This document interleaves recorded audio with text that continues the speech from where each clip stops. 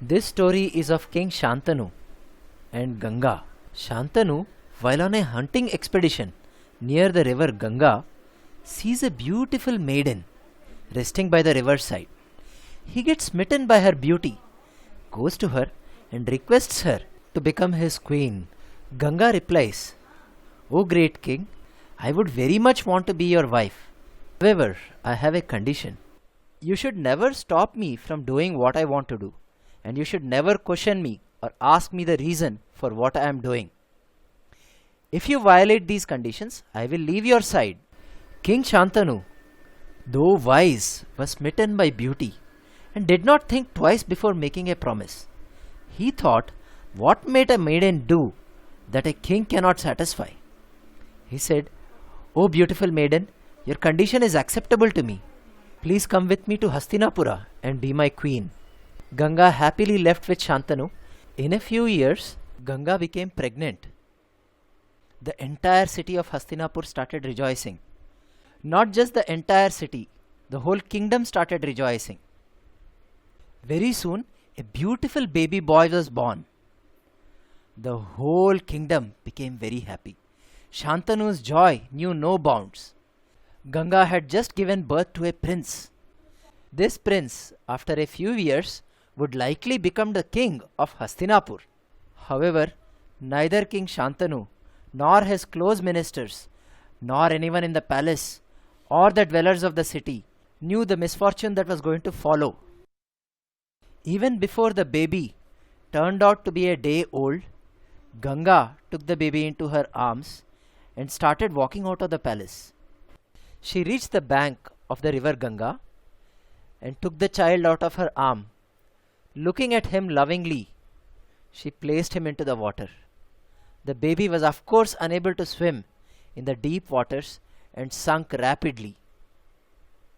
King Shantanu was watching all this with a horrified expression. Shantanu wanted to stop her. He wanted to ask her, "Why did you do this?"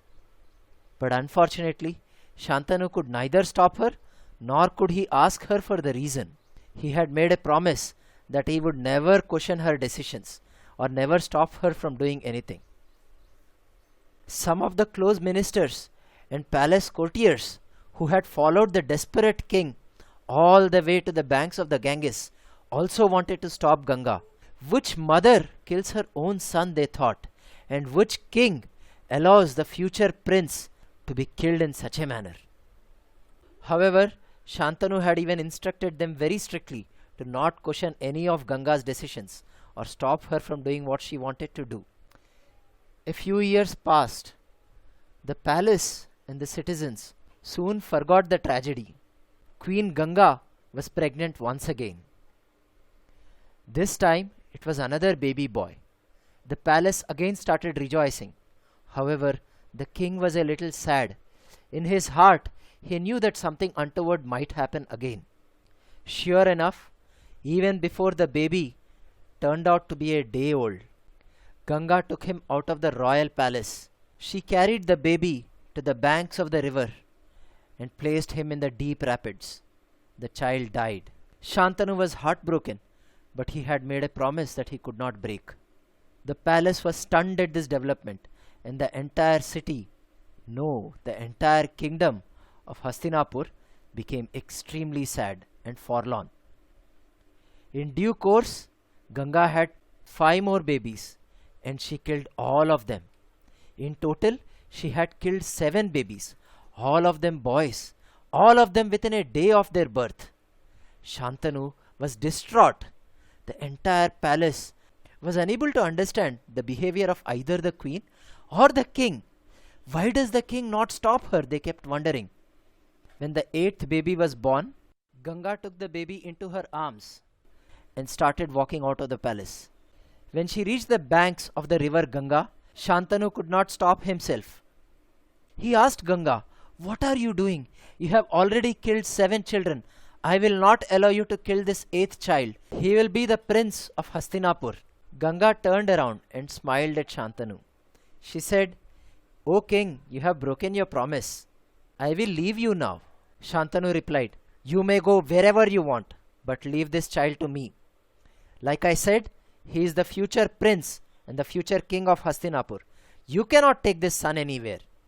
Ganga smiled again and said, O king, you may think I was a heartless mother. No, you may think I was a heartless woman. Those 7 children that I killed were actually 7 Vasus in their previous Janma. They were cursed to be born on earth.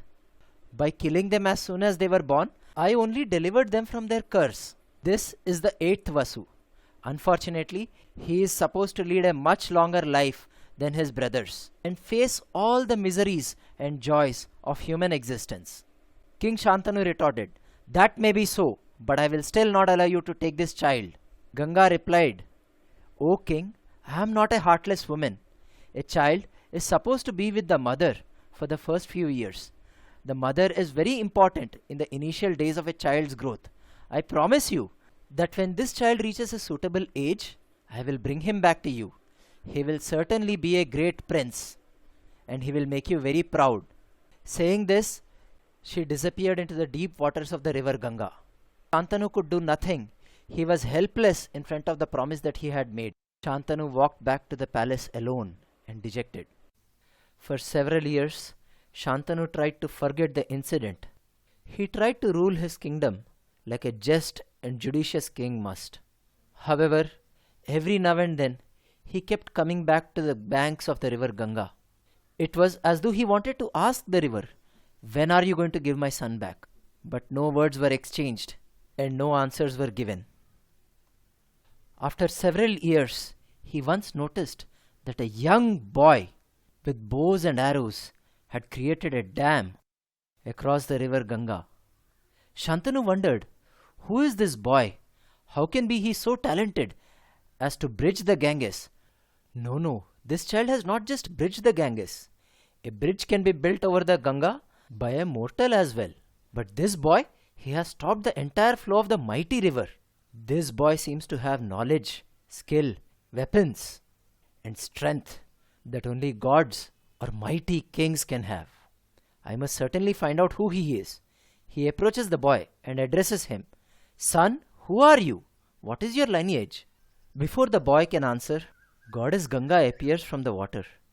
She tells Shantanu, O King Shantanu, this is your son Devavrata.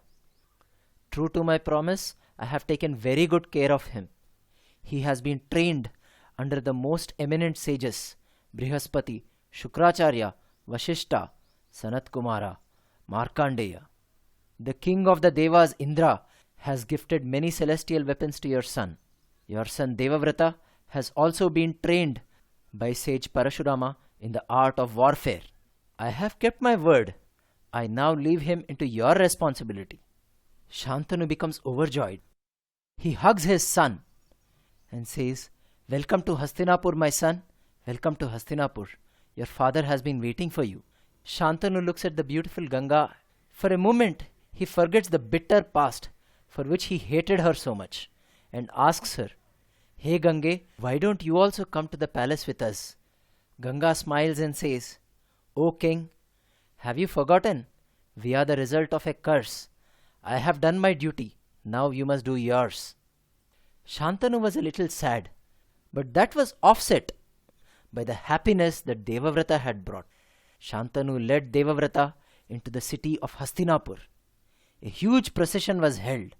All the city dwellers came out to look at their prince. Stories of Devavrata having stopped the river Ganga had already reached the subjects. Palace attendants, courtiers, ministers were all anxious to meet Devavrata. In due course, Devavrata proved to be an able administrator, endowed with every attribute that must be true of a great ruler. Soon, Shantanu and the courtiers anointed Devavrata as the Yuvaraj, that is, the future king of Hastinapur. The palace, the city of Hastinapur, and the entire kingdom welcomed this news enthusiastically.